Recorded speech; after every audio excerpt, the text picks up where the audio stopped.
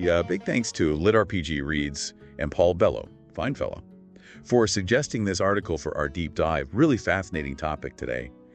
Using food to enhance world building in tabletop RPGs. Yeah, it's something I've noticed in my own games. Players really do get much more engaged when food is more than just a stat on a character sheet. You know, it becomes a real part of the world. Absolutely. I had this moment in a recent game describing this bustling market to my players. And instead of just like listing items for sale, went into detail about the food stalls, the smells of spiced meats, the sizzling street food, even the sound of bread baking in a nearby oven. That sensory detail is so powerful. You're not just telling the players what's there, you're letting them experience it. It totally worked. My players were asking all these questions about the different dishes. They were trying to haggle for the best prices and even role-playing their characters, getting distracted by all the delicious smells. It really brought the market to life. That's a perfect example of how food can go beyond just sustenance in a game and actually become a tool for world building. It can reflect different cultures, environments, even magical elements of your world. Yeah, the article really dives into that, gives some great examples. Like, it points out that a desert kingdom's cuisine would be vastly different from what you'd find in a lush, magical forest. Right. Scarcity of resources is a great example. Imagine a desert kingdom where water is precious. Their cuisine might revolve around preserving food,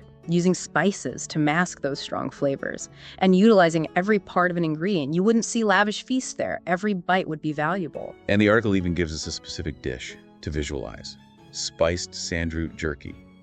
You can immediately picture this tough, flavorful jerky, perfect for travelers crossing a harsh desert landscape.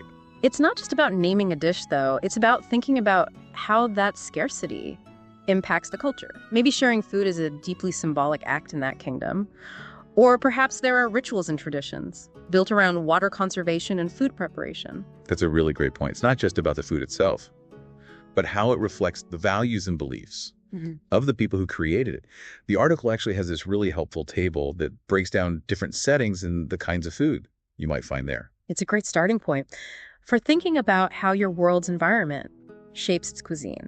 And then you can go deeper, asking yourself, what ingredients are readily available? What preservation methods might they use? What are the cultural taboos or rituals associated with food? I love the way you're connecting this to actual gameplay. Because, yeah, we can come up with these amazing dishes, but how do we actually make them matter to our players? Well, think about how these limitations might affect player choices. If they're in that desert kingdom, maybe finding a source of fresh water is a critical part of the quest, not just for their own survival, but because it allows them to create a more palatable meal, or even offer a precious gift to a local. And then on the flip side, you've got environments where food might be abundant and magical. The article uses the example of a magical forest, where you might find dishes made with glowberries that literally pulse with light. The idea of food infused with magical properties is so exciting, and it can introduce a whole new layer to your gameplay. What if eating a dish made with glowberries grants temporary night vision, or enhances a character's perception? Okay, I have to admit, the idea of glowberry stew is really captivating. But how do we make sure these fantastical ingredients don't just become gimmicks? We need to weave them into the world in a believable way. Think about how these ingredients might be used in everyday life.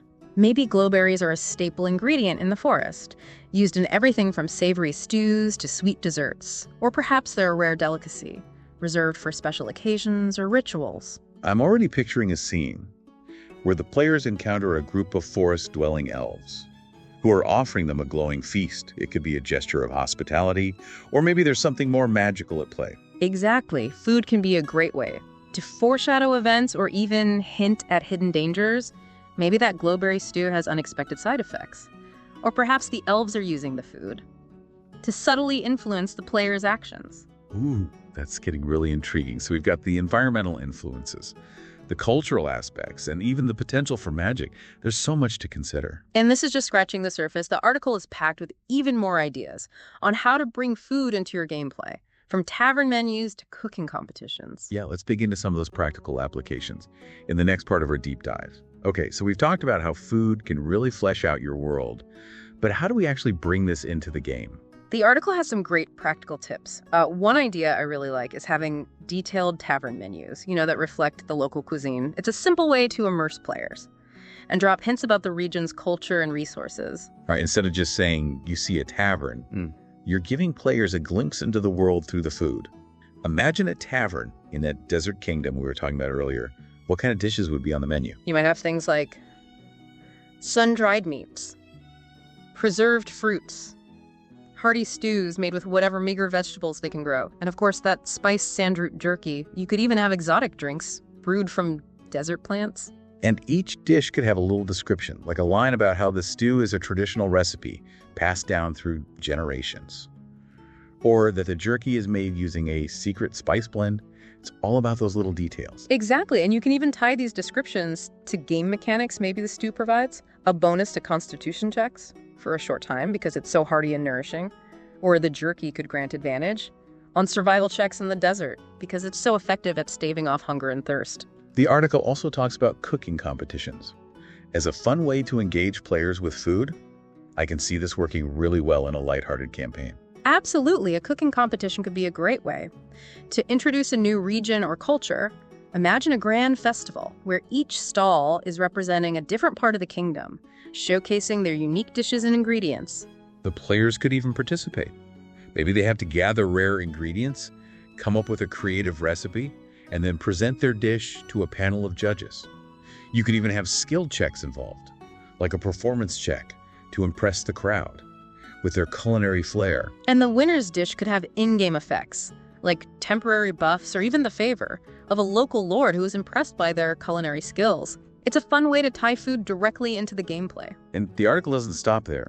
It suggests using food as quest rewards, or even plot hooks, like maybe the players need to find a rare ingredient for a powerful potion or break a curse that's affecting the local food supply. I love the idea of a quest revolving around food. Imagine the players being tasked with retrieving a legendary spice that's said to grow only on the slopes of a dangerous volcano, or maybe they have to uncover the source of a mysterious blight that's causing crops to wither and die. It's a chance to really tap into the creativity of your players and see how they interact with the world through the lens of food. And speaking of creativity, this article has a whole section on fantastical ingredients and recipes. This is where things get really wild. We've already touched on glowberries, but the article gives us so many more examples. It mentions phoenix peppers. That adds spice to any dish, but also grant temporary fire resistance. Imagine the culinary possibilities. Phoenix pepper, salsa, anyone. That sounds intense. I'm also intrigued by these Everwine grapes. They're infused with eternal magic and used to make Everwine nectar, a drink that's eternally fermenting. And then there's elemental shard salt, which can enhance elemental resistance depending on the type of shard used. Imagine using that to cure meats or seasoned dishes. Lightning-cured meats could be a regional delicacy that provides resistance to lightning damage. These fantastical ingredients are so much more than just cool names. They can introduce new mechanics, create memorable encounters, and even drive the plot forward. But like we were saying earlier, it's important to integrate these fantastical elements in a way that feels natural and believable. Don't just throw them in randomly. Think about how they fit into the world's ecosystem, its magic system, and its cultures. Maybe phoenix peppers are a closely guarded secret of a certain tribe, or perhaps elemental shard salt is a valuable trade commodity. The article even suggests that certain ingredients could have unintended side effects, adding an element of risk and reward to culinary experimentation. That's a great point. It's important to remember that just because something is magical doesn't mean it's always beneficial. Maybe Everwine nectar grants a boost to charisma, but also makes you more susceptible to illusions. There's always a trade-off. That adds a layer of strategy to using these ingredients. Players would have to weigh the risks and benefits before incorporating them into their dishes or potions. It's not just about flavor, it's about tactical choices. And this leads us to another aspect the article explores: the mechanics of culinary adventures. It suggests incorporating optional rules for cooking and crafting food in your games. This is where we get into the nitty-gritty of how food interacts with the game system. The article talks about using skills like survival, for foraging, crafting, for creating dishes, and even arcana, for enchanting recipes. What I appreciate is that the article emphasizes that these mechanics should enhance the gameplay, not bog it down. It shouldn't feel like a chore to cook a meal in your game. Right. We want to keep things fun and engaging. The article actually goes into detail about different mechanics you could use: foraging, meal crafting, magical cooking, even brewing potions using culinary techniques. It all depends on the type of game you're running and the level of complexity you and your players are comfortable with. Some groups might love the added depth of a detailed cooking system. while others might prefer to keep things more streamlined. The key is to find a balance that works for your group. And if you're looking for inspiration, the article even provides a table with different types of cooking mechanics and their potential effects. So if you're running a survival-focused campaign, foraging for rare ingredients could be a crucial part of the game. Or if you're running a more high fantasy game, maybe magical cooking where characters combine arcane energies with culinary skills to create powerful dishes would be a better fit. It's all about tailoring the mechanics to fit the tone and theme of your game. But regardless of the specific mechanics you choose, the article makes a really compelling point about how food can be used to define different races and regions in your world. I love that idea. Imagine each race having iconic dishes that reflect their culture and environment. It's another layer of world building that can really immerse players and create a sense of diversity. The article actually provides a chart with examples of signature dishes for different races. Like dwarves might be known for their hearty stonecutters stew, a thick, savory dish packed with root vegetables and chunks of meat perfect for fueling a long day of work. In the mines, And halflings, with their love of comfort and hearth, might be famous for their halfling hearth-baked mushroom pie, a flaky, savory pie filled with a variety of wild mushrooms gathered from the nearby woods. I'm getting hungry just thinking about it. Yeah. The article also mentions some more unusual dishes, like tabaxi jungle jambalaya, a colorful and spicy dish reflecting their vibrant culture and love of exotic flavors. Even creatures like kobolds, often depicted as scavengers, could have their own unique cuisine. Imagine a kobold underground casserole, a resourceful meal made from whatever scraps and ingredients they can find in their subterranean tunnels. It's amazing how a simple dish can reveal so much about a culture, even a fictional one. But food can also be a powerful tool for storytelling in RPGs. It's not just about what's on the plate, it's about the stories behind the meals. Absolutely, food can evoke nostalgia, create bonds between characters, and even introduce conflict. Think about those classic scenes in movies and books, where a shared meal brings people together, or a poisoned dish leads to betrayal and intrigue. Those same narrative techniques can be applied to RPGs. Yeah, remember that time in our game where the party was almost tricked into eating poisoned food? It was such a tense moment. It really highlighted how food can be used to create suspense and raise the stakes in a game. The article mentions that poisoned meals are a classic way to introduce mystery and intrigue. It forces the players to be cautious, to investigate their surroundings, and to perhaps even learn new skills or spells related to detecting poisons. But it doesn't always have to be about danger and deception. Food can also be used to reveal character backstories or create touching moments between them. I remember one game where a character's signature dish was a recipe passed down from their grandmother. It ended up playing a key role in a pivotal scene, bringing the character's past into the present and creating a really emotional moment for everyone at the table. Food has this incredible ability to connect us to our memories, our families, and our cultures. And by incorporating those elements into our games, we can create a richer, more emotionally resonant experience. For our players, The article also talks about incorporating food-centric events into the campaign, things like festivals, feasts, and even those cooking competitions we were talking about earlier. these events provide fantastic opportunities for role-play skill challenges and even combat encounters. Imagine a grand feast held in honor of a visiting dignitary, where the players have to navigate courtly etiquette, sample exotic dishes, and perhaps even uncover a plot to poison the guest of honor. Or picture a lively festival with food stalls, games, and entertainment. The players could participate in a pie-eating contest, try their luck at a rigged carnival game, or even get caught up in a brawl that breaks out over a disputed recipe. These food-centric events add variety to the campaign and give players a chance to interact with the world in a more social and cultural way. They can also be used to introduce new NPCs, reveal plot hooks, or even just provide a bit of lighthearted fun. Speaking of fun, the article also encourages us to draw inspiration from real-world cuisines. It's a great way to add a touch of familiarity and grounding to your game. Absolutely, you can take a favorite recipe from your own culture and adapt it to the fantasy setting. Maybe you have a family recipe for a hearty stew that could be transformed into a dwarven mining camp classic.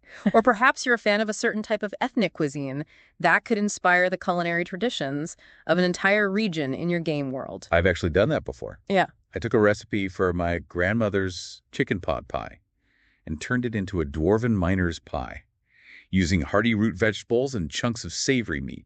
My players loved it. They even role-played their characters, arguing over who got the last slice. It's a fun way to personalize the game.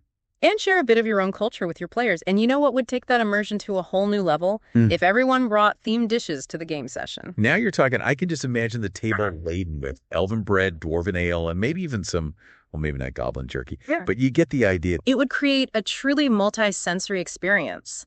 The sights, smells, and tastes of the food would blend, with the descriptions in the game, blurring the lines between reality and fantasy. It would be like stepping into the world you're creating. Okay, I'm sold. We need to make this happen for our next game session. But before we get carried away with planning our epic fantasy feast, the article has one final idea that I think is worth exploring. And it's a big one. Entire campaigns centered around food. Food-driven campaigns, now that's a concept. I love it. The possibilities are truly endless. You could have a campaign where the players are chefs, competing in a grand culinary tournament, traveling the land in search of exotic ingredients, and facing off against rival cooks in epic cook-offs. Or maybe they're running a tavern, trying to build a reputation for their establishment, while dealing with demanding customers, shady suppliers, and maybe even a rival tavern trying to sabotage their business. There's even a campaign hook in the article about a candy-themed world where the players have to fight off evil forces lurking in the shadows. It sounds like something out of a sugar-fueled dream. Imagine battling gingerbread golems and licorice spiders while trying to find the legendary recipe for the ultimate candy weapon. These food-driven campaigns could lead to truly unique and memorable adventures with quirky characters, challenging quests, and a world that feels both familiar and fantastical. It's a chance to explore the world through the lens of cuisine and see how food can shape not just a culture, but an entire narrative. And I think that's the ultimate takeaway from this article. Food is more than just a necessity in RPGs. It's a tool for world-building storytelling and creating unforgettable experiences for your players. I couldn't agree more. This article is giving me so much to think about. I'm already brainstorming ways to use food to make my next game more engaging and immersive. And I have to say a big thank you to Paul Bello, that fine fellow, for suggesting this fantastic article. It's been a truly delicious deep dive. But before we sign off, I want to hear from you, our listeners. What's the most interesting or unique way you've used food in your RPG games? Maybe you've created a signature dish for your character or designed a whole festival centered around a regional delicacy. We'd love to hear your stories and ideas. Share them in the comments below. Yeah, maybe we'll even feature some of your culinary creations in a future episode. Until then, happy gaming and bon appetit.